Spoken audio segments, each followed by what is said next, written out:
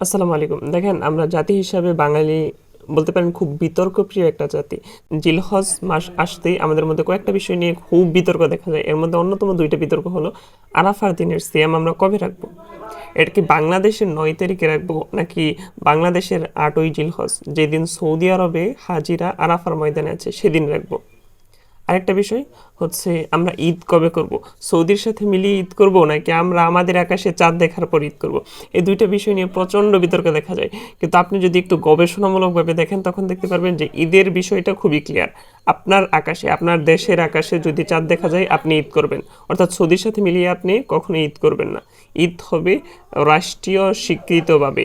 বাংলাদেশের চাঁদ দেখা কমিটি যখন জানাবে, বাংলাদেশের মানুষ যখন চাঁদ দেখবে তখনই বাংলাদেশে ঈদ হবে। তার পরবর্তী দিন কিন্তু এই আরাফার দিনের সিয়াম নিয়ে বিশাল বিতর্ক, আলেমদের মধ্যেও বিশাল বিতর্ক। কেউ বলছে যে যেদিন হচ্ছে সৌদিতে আরাফার ময়দানে হাজিরা আছে অর্থাৎ বাংলাদেশের ৮ তারিখ ৮ই জিলহজ সেদিন আপনি রাখবেন আরাফার দিনের সিয়াম। কেউ বলতেছে যে না, বাংলাদেশের ৯ তারিখ রাখবেন। কেউ বলতেছে যে আপনার যেদিন খুশি ওই দিন রাখবেন। দেখেন এত বিতর্কের কি প্রয়োজন আছে? আমরা জানি মুসলিম শরীফের ২৬৩৬ নম্বর হাদিসে এসেছে যে এই একদিনের সিয়াম পূর্ববর্তী এবং পরবর্তী ১ বছরের গুনাহের কাফারা হয়। তাহলে আপনি যদি আসলেই চান যে এই ফজিলতটা পেতে, তাহলে আপনার বিতর্কে যাওয়ার দরকারটা কি? আপনি ৮ তারিখ ৯ তারিখ ৮ই জিলহজ ৯ই জিলহজ ২ দিনই সিয়াম রাখেন। যেদিন হাজিরা সৌদি আরবের আরাফার ময়দানে আছে ওই দিনও আপনি সিয়াম রাখেন এবং পরবর্তী দিনও মানে আমাদের ঈদের আগের দিনও সিয়াম রাখেন। অসুবিধা কি?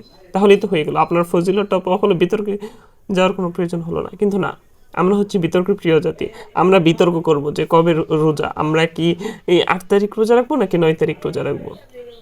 সো আপনি যদি বিতর্ক থেকে বেঁচে থাকতে চান তাহলে আপনার জন্য উচিত হবে, আপনি যদি ফজিলত পেতে চান ৮-৯ ২ দিনই রোজা রাখা।